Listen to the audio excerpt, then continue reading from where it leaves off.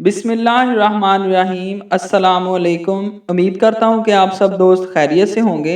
آج میں آپ سے ڈسکس کرنے جا رہا ہوں آئی کلیزیا، آئی پمپل، یا جس کو ہم اردو میں گہانجنی کہتے ہیں، اس کے بارے میں کہ یہ کیا ہوتی ہے، کس وجہ سے، اس کی وجوہات کیا ہے، اور اس کی میڈیسن کے بارے میں آپ کو میں پراپر ٹریٹمنٹ کے بارے میں بتاؤں گا کہ کون سی میڈیسن یوز کریں اور اس سے ہمیشہ کے لیے چھٹکارا حاصل کریں۔ گہانجنی آنکھ پر پلکوں کے قریب نمودار ہونے والا سرخ رنگ کا دانہ بہت پریشان کن ہوتا ہے۔ یہ بہت پریشانی کا سبب بنتا ہے اور جی بہت چاہتا ہے کہ اسے دبا کر پھوڑ ڈالیں، مگر ایسا غلطی سے بھی بھول کر بھی نہ کریں۔ پلکوں کی جڑوں میں خشکی اور آلودگی جمع رہنے کی وجہ سے ان میں بیکٹیریا پیدا ہو جاتے ہیں، جن کے باعث لال رنگ کا دانہ نمودار ہوتا ہے۔ بنیادی طور پر یہ دانہ میبومین گلینڈز میں بیکٹیریا داخل ہونے سے نمودار ہوتا ہے۔ میبومین غدود پلکوں کے کنارے پر تیل کے غدود ہوتے ہیں۔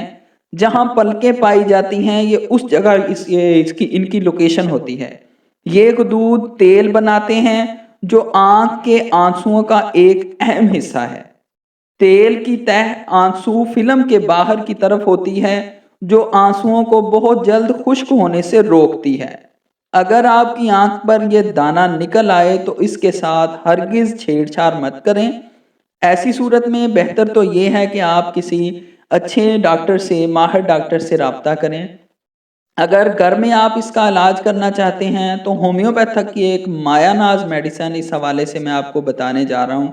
ہومیوپیتھک میڈیسن سٹیفیس گیریا 30، یہ اس کی چوٹی کی میڈیسن ہے۔ اس کو آپ نے ایک ہفتہ استعمال کرنا ہے، دوبارہ آپ کے یہ گہانجنی والا مسئلہ نہیں ہوگا۔ بہت سارے دوست کہتے ہیں، شکایت کرتے ہیں کہ ہمارے 2 ماہ ہو گئے ہیں، 6 ماہ ہو گئے ہیں۔ بعض پیشنٹ تو ایسے آتے ہیں کہہ رہے ہیں ہمیں سال سے یہ مسئلہ ہے۔ تو آپ نے یہ ہومیوپیتھک میڈیسن سٹیفیس گیریا 30 صبح کو 5 قطرے اور شام کو 5 قطرے آدھا کپ پانی میں ڈال کر پئیں۔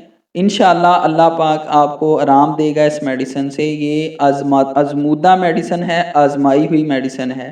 اللہ تعالیٰ آپ کا حامی و ناصر ہو۔ خوش رہیں، خوشیاں بانٹیں۔ اللہ حافظ۔